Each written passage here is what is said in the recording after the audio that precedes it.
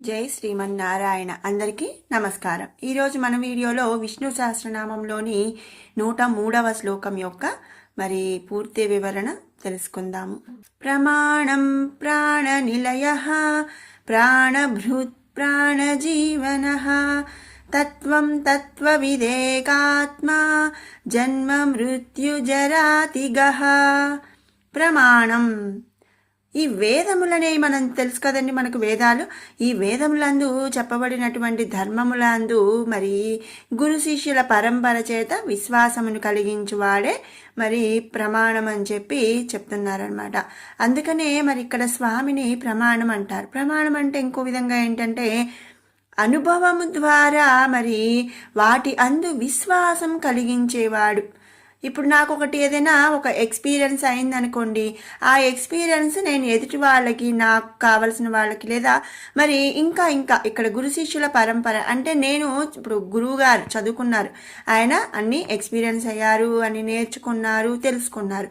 ఆయన ఏం చేస్తాడండి, ఆయన తెలిసిన విషయాన్ని శిష్యులకు ఆయన అనుభవం ద్వారా వాటన్నిటి మీద కూడా విశ్వాసము కలిగించే విధంగా చెప్తాడనమాట. దానినే ప్రమాణం అంటాడు. ఇక్కడ స్వామి గురు శిష్యుల పరంపర చేత విశ్వాసమును కలిగిస్తున్నాడు కాబట్టి ఇక్కడ ప్రమాణం అనే నామముతో స్తుతించుకుంటున్నాము. తర్వాత నామం ప్రాణ నిలయ. సర్వ ప్రాణులకు కూడా నిలయమైనటువంటి వాడు శ్రీమన్నారాయణుడు. ఎందుకంటే ముందు నుంచి కూడా మనం ఒకటే మాట చెప్పుకుంటున్నాం, ఏంటండి, ఈ సకల సృష్టి 14 భువనాలు అన్నీ కూడా స్వామి నుంచే చరాచర అంటే కదిలేవి కానీ కదలనివి కానీ జీవరాశులు, మనుషులు, పక్షులు, జంతువులు ఇలా ఒకటి అని కాదు, ప్రతిదీ కూడా ఈ సకల సృష్టి కూడా స్వామి నుంచే ఉద్భవించింది. అంటే ఏంటి, స్వామి అందే ఉన్నాయన్నమాట, స్వామి నుంచే ఉద్భవించాయి. కాబట్టి మనం ఉండేదాన్ని నిలయము అంటాం కదండి, అంటే మనం ఉంటున్నాము నిలయము అంటాం. అదేవిధంగా సర్వ ప్రాణులకు కూడా నిలయమైనటువంటి వాడు ఇక్కడ ఎవరండి, శ్రీమన్నారాయణుడు అనమాట. మహాప్రళయ కాలమందు ఏం చేస్తాడు, ఈ సమస్త జీవకోటిని కూడా ఏ నిలయమునందు విశ్రమించుతుందో ఆ నిలయమే తన స్వరూపంగా కలిగి ఉన్నటువంటి వాడు. అంతే కదా, సకల సృష్టిని కూడా ఉద్భవించింది అంతా కూడా స్వామి నుంచే ఉద్భవించింది.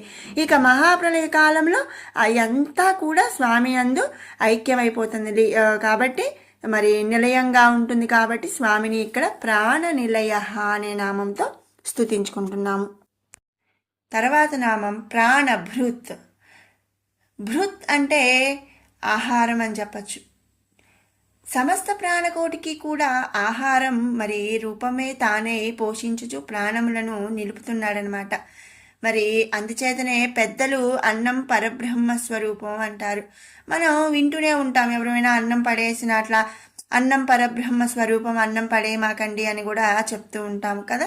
కాబట్టి ఇక్కడ ఏంటి, ఆ అన్నమే స్వామి రూపమే ఆ అన్నంగా తానై ఈ సకల సృష్టిని కూడా పోషిస్తున్నాడనమాట. అన్నం అనేది లేకపోతే మనం ఎన్ని రోజులు ఉంటామండి, మహా అయితే ఒక 2 రోజులు 3 రోజులు. ఇక్కడ అన్నము అంటే ఉత్త అన్నమేనా అండి, టిఫిన్లు తిని బతకచ్చు కదండి అని అంటే మనం తినే ఏ తిండి అయినా సరే అనమాట. అలా స్వామి మనకు పోషణ చేస్తూ మన ప్రాణాలను నిలుపుతున్నాడు. కాబట్టి ఇక్కడ మనం స్వామిని ప్రాణభృత్ అనే నామంతో స్తుతించుకుంటున్నామన్నమాట. తర్వాత నామం ప్రాణజీవన. ప్రాణజీవన అంటే ప్రాణజీవనము మన ప్రాణులు జీవించడానికి మనకి ముఖ్యంగా కావాల్సింది ఏంటి అండి, తిండి కన్నా కూడా ముందు ముఖ్యంగా మనకు కావాల్సింది వాయువు. అంతే కదా, అన్నం మనం తినకుండా అంటే ఏమీ ఫుడ్ అనేది తీసుకోకుండా మనం ఒక 2-3 రోజుల పైన మనం ఉండగలుగుతాం. కానీ గాలి పీల్చుకోకుండా మనం ఒక్క నిమిషం కూడా ఉండలేమన్నమాట. ప్రాణులను జీవింపచేసేది ముందుగా ముఖ్యంగా ఏంటి, ప్రాణవాయువు, గాలి. అటువంటి ప్రాణవాయువు స్వరూపమునందు అంతర్యామి అయి ఆ పరమాత్ముడు ప్రాణాలను జీవింపచేస్తున్నాడు. కాబట్టి స్వామిని ఇక్కడ మనం ప్రాణజీవన అనే నామంతో స్తుతించుకుంటున్నాము. తర్వాత నామం తత్ తత్వం. సకల తత్వముల యొక్క సారము ఎవరండి? శ్రీ మహావిష్ణువు, శ్రీమన్నారాయణుడు. ఈ జగత్తునందు ఏ ఏ తత్వాలు ఉన్నాయి, ఆ తత్వాలన్నిటికీ మరి అతని నుండే, ఆ తత్వాలన్నీ కూడా అతని నుండే ప్రసాదింపబడినాయి. మనం మరి ముందు నుంచి ఒకటే మాట ఏంటి, ఈ సకల సృష్టి మరి అంతర్యామిగా ఉండి నడిపిస్తున్నది ఎవరండి? శ్రీమన్నారాయణుడు. మరి అందరిలో కూడా అంతర్యామిగా ఉన్నాడనమాట. ఆత్మే పరమాత్మ. మరి మనందరిలో కూడా పరమాత్మ ఉన్నాడు ఆత్మరూపంలో. కాబట్టి మరి అలాగే మరి వేదాలేమిటి, నీరు, నిప్పు, గాలి, దేవతలు, రాక్షసులు, ఇలా ఒకటేమిటి, ప్రతిదీ కూడా అంతర్యామిగా ఉండి శ్రీమన్నారాయణుడు నడిపిస్తున్నాడు. కాబట్టి మరి ఏవైతే మన తత్వాలు ఉన్నాయో ఆ తత్వాలన్నిటిలో కూడా స్వామి, మరి అవన్నీ తత్వాలు కూడా స్వామి నుంచే మనకి ప్రసాదింపబడ్డాయన్నమాట. శ్రీ మహావిష్ణువు యొక్క శరణాగతిని పొందిన వాడికి ఎవ్వరికైనా సరే దుఃఖములు, భయాలు అనేవి కలగవు. సకల లోక సారముల కంటే కూడా ఉత్కృష్ట సారమును కలిగిన వాడు శ్రీమన్నారాయణుడు. అదేంటండి, మరి స్వామిని శరణాగతి పొందిన వాడికి దుఃఖాలు, భయాలు ఉండవు అంటే మరి ఇంకా ఏ దుఃఖం ఉండదా అండి? ఏ భయం ఉండదా? ఏ కష్టం రాదా? లేకపోతే నేను ఏ అర్ధరాత్రి ఎక్కడికి వెళ్ళినా నాకేం భయం వేయదా? కాదండి. ఇక్కడేంటి, శ్రీ మహావిష్ణువుని శరణాగతి పొందటం అంటే మరి ఆత్మే పరమాత్మ. మనలో ఉన్న ఆత్మ, ఈ జీవుడు పరమాత్మ స్వరూపము అని చెప్పి, పరబ్రహ్మ స్వరూపము అని చెప్పి మనం తెలుసుకున్నట్టే.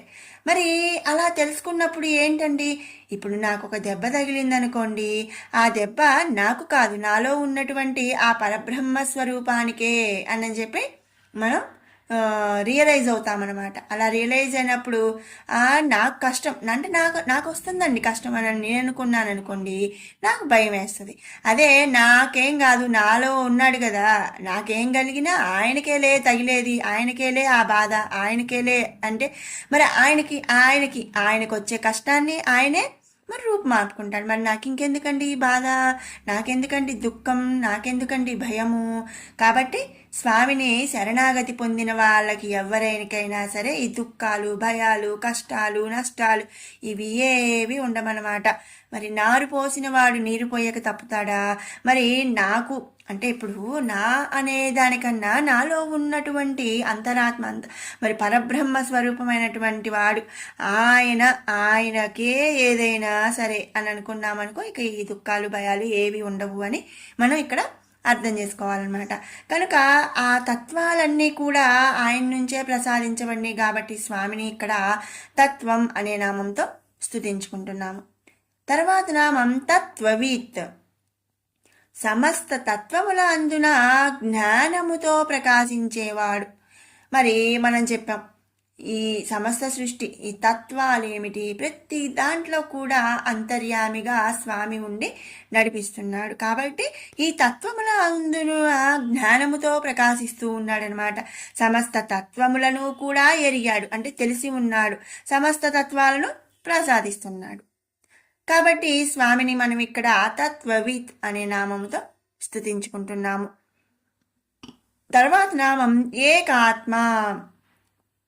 మరి మనం ఇక్కడ ఏక్ అంటే ఒకటి, ఆత్మ అంటే ఆత్మ. ఈ జీవాత్మ పరమాత్మల మధ్య పరాపర భేదములనేవి లేవు అని మనం ఇక్కడ తెలుసుకోవాలి.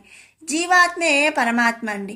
అందరిలో కూడా శ్రీమన్నారాయణుడు జీవుడి రూపంలో అంటే పరబ్రహ్మము జీవుడి రూపంలో, జీవాత్మ రూపంలో ఉండి అంతర్యామిగా మనల్ని నడిపిస్తున్నాడు.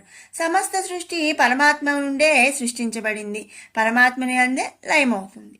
మరి సృష్టికి ముందు, సృష్టి తర్వాత మరి ఉన్నది ఏ విధమైనటువంటి భేదము లేదనమాట. భేదము కలగదు ఆయనకి. మరి అంతే కదా, సృష్టికి ముందు ఆయన ఉన్నాడు, సృష్టి అంతా ఆయనలో నుంచే వచ్చింది. సృష్టి మరి లయమైనప్పుడు మొత్తం ఆయనలోకే వెళ్ళిపోతుంది. ఆ మొత్తం సృష్టి లయమైన తర్వాత మిగిలి ఉన్నది శ్రీమన్నారాయణుడే. అంటే ఇక్కడ ఎలాంటి చేంజెస్ లేకుండా ఉన్నది కేవలం అంటే కేవలం శ్రీమన్నారాయణుడు. పరమాత్మ స్వరూపం ఏకాత్మ స్వరూపంగా మనం ఇక్కడ స్వామిని ఏకాత్మ అనే నామంతో స్తుతించుకుంటున్నాము. తర్వాత నామం జన్మ మృత్యు జరాతిగః. జన్మ మృత్యు జరాతిగః. పరమాత్మ ఆది మధ్యాంతరహితుడు అనమాట. అంటే మొదలు లేదు చివర లేదు స్వామికి. మరి అంతే కదా, మరి సృష్టికి ముందు ఇంకా ఎంత ఉందో తెలియదు మనకి. అప్పుడు ఉన్నాడు, సృష్టి అంతా లయమైపోయాక ఉన్నాడు, మరి మధ్యలో ఉన్నాడు. ఎక్కడ మరి ఆయనకు మొదలు చివర ఏదో మరి మనకెవరికి తెలియదు. ఈ మాయా జగత్తునందు గల సకల గుణముల రహితుడు అనమాట. ఇక అన్ని గుణాలు, తత్వాలు, వేదాలు అన్నీ ఆయన నుంచే మరి ఉద్భవిస్తున్నప్పుడు ఇక అవన్నీ ఎరిగి ఉన్నాడు కాబట్టి ఆయన ఆ సకల గుణాలకు రహితుడు, సాధ్యాసాధ్యములకు రహితుడు, అలాగే కర్మఫల రహితుడు అనమాట. ఆయన ఏ పని చేసినా కూడా ఆ కర్మ యొక్క ఫలితం అనేది ఆయనకు కలగదనమాట. మరి మహాభారత యుద్ధంలో మరి మహాభారతం మనం చూస్తే శ్రీకృష్ణ పరమాత్మ అన్ని ఏవేవో చేశాడు. మరి ధర్మరాజు అంటే మరి భీష్ముడిని చంపటం విషయంలో కానీ, కర్ణుడి విషయంలో కానీ, మరి ఇక ఏ విషయంలో అయినా సరే ఎన్నెన్నో చేశాడు కర్మలు. ఒక మంచి చేశాడు, ఒక మరి మోసం చేశాడు, ఇలా ఎన్నో మరి రాస క్రీడలు జరిపించాడు.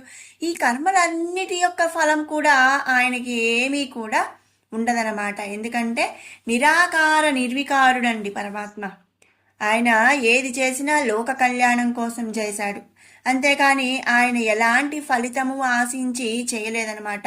మరి దాయాదుల్ని మోసం చేస్తే నాకు డబ్బులు బాగా నాకు ఆస్తి వస్తుంది అని ఆయన చేయలేదు.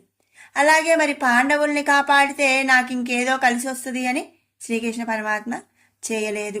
అలాగే మరి ఒక్క వాళ్ళతో కాదు 100 మందితో రాసక్రీడలు చేద్దాము, ఎంజాయ్ చేద్దాము అని ఆయన చేయలేదనమాట. కాబట్టి ఏది కూడా ఆయన ఫలితాన్ని ఆశించి చేసినటువంటి కర్మలు కాదు, కేవలం అంటే కేవలం లోక కళ్యాణం కోసం చేసినటువంటి కర్మలే. కాబట్టి ఆ కర్మఫల రహితుడు శ్రీమన్నారాయణుడు అనమాట.